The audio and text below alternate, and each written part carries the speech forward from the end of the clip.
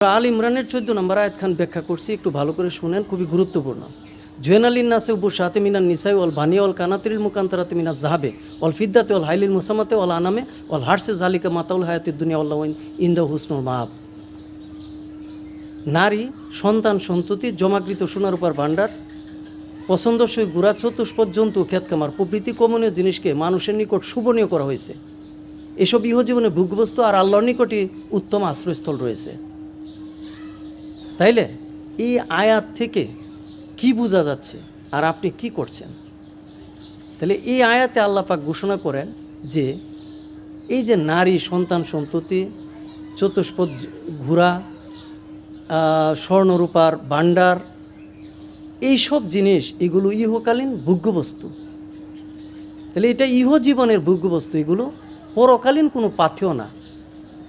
কিন্তু আমরা সর্বসময় এই পরকালীন কথা ভুলে গিয়ে আমরা এই ইহকালীন ভোগ্যবস্তুকে নিয়ে সবসময় ব্যস্ত থাকি, সর্বক্ষণ এগুলোর পূজা পার্বণ নিয়ে ব্যস্ত থাকি, এগুলোর আরাধনা করি।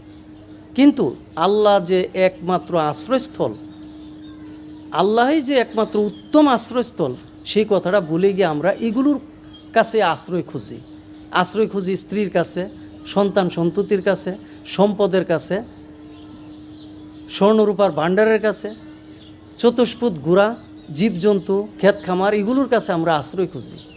এগুলো আমাদের কাছে মানে চিরকালীন পাথেয় মনে হচ্ছে। এগুলোর মধ্যে আমরা সর্বসময় ঝুঁকে থাকি, লীন হয়ে থাকি, এগুলো নিয়ে আমরা ব্যস্ত থাকি, সর্বসময় ব্যস্ত থাকি। অথচ আল্লাহ পাক ঘোষণা করেছেন এগুলো ইহকালীন ভোগ্যবস্তু, এগুলো পরকালীন কিছু না। পরকালীন আল্লাহই একমাত্র উত্তম আশ্রয়স্থল। তাহলে এই আশ্রয়স্থলে ঢুকতে হলে, যাইতে হলে আল্লাহ যেমন পুত পবিত্র, আপনাকেও হতে হবে পুত পবিত্র, অর্থাৎ আপনার নফসকে পরিপূর্ণভাবে পরিশুদ্ধ করতে হবে, খাঁটি করতে হবে। এই যে বস্তুমোহ, এগুলোর নাম কি? বস্তুমোহ।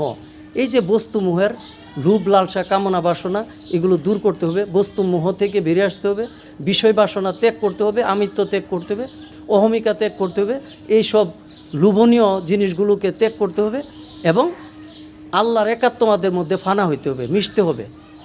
তাইলে আল্লাহর উত্তম আশ্রয়স্থলে আসা যাবে এবং পরিপূর্ণভাবে নিজেকে শুদ্ধ করতে পারলেই পরমের দর্শন মিলবে, আল্লাহতে বিলীন হওয়া যাবে।